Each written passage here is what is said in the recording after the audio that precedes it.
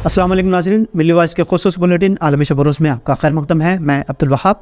खबरों को तफसील से देखने से पहले पेश है अहम सुर्खियाँ। स्वीडन में कुरान पाक को नजर आतिश करने पर तुर्की का शदीद रद्दअमल। स्वीडन हुकूमत को ललकारा। नेटो में हिमायत खत्म करने का किया ऐलान। फिर दिल्ली NCR समेत उत्तराखंड और उत्तर प्रदेश में भी आया जलजला। रेक्टर पैमाने पर शिद्दत 5.8 दर्ज। गुजरात फसादात की हकीकत बताने पर BBC की डॉक्यूमेंट्री की JNU में नुमाइश पर रोक। इंतजामिया ने जारी की वार्निंग। BBC की डॉक्यूमेंट्री पर बोले राहुल गांधी, सच हमेशा सामने आकर रहता है। और मध्य प्रदेश के सरकारी स्कूलों में हिंदू मजहबी किताबों की दी जाएगी तालीम। रामचरितमानस पर तबसरा के बाद शिवराज सिंह का मंसूबा।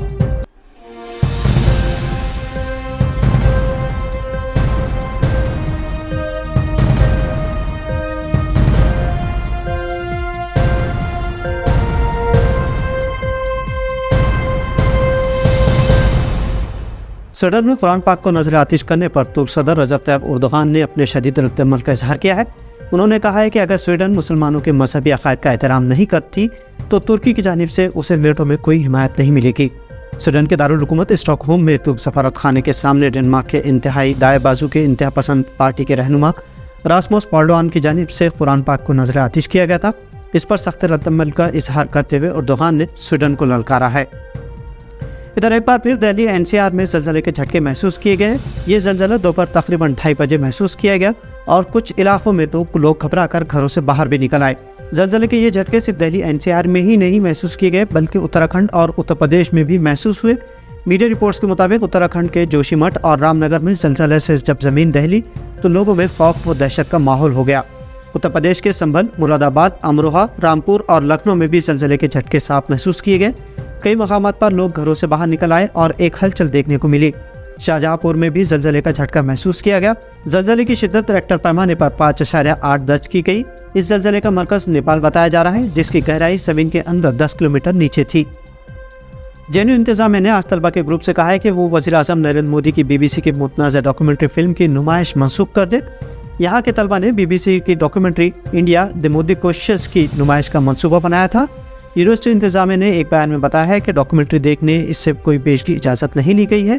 मोदी हुकूमत ने गुजरात फसादात में नरेंद्र मोदी के कसूरवार बताने पर BBC की दस्तावेजी फिल्म को भारत में दिखाने पर पाबंदी आयद कर दी है, जिसमें मोदी हुकूमत ने दावा किया है कि BBC ने साल 2002 के गुजरात फसादात के चंद पहलुओं की ही तहकीकात की है, जिस वक्त वज़ीर आज़म मोदी रियासत के चीफ मिनिस्टर थे।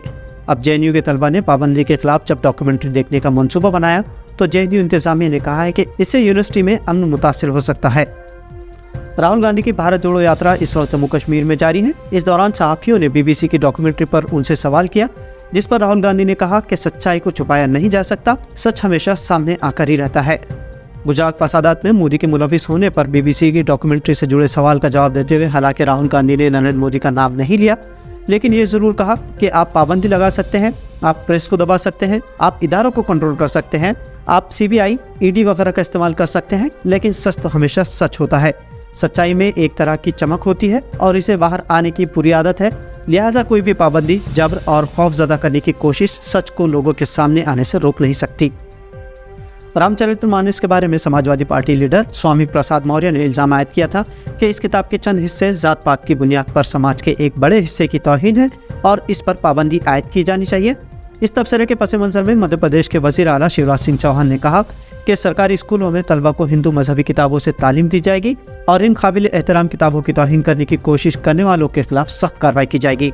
चौहान ने भोपाल में एक प्रोग्राम से खिताब करते हुए कहा कि कदीम हिंदू किताबें अनमोल तहरीर है और वो इंसानों के अखलाकी किरदार की तामीर में मदद कर सकती है।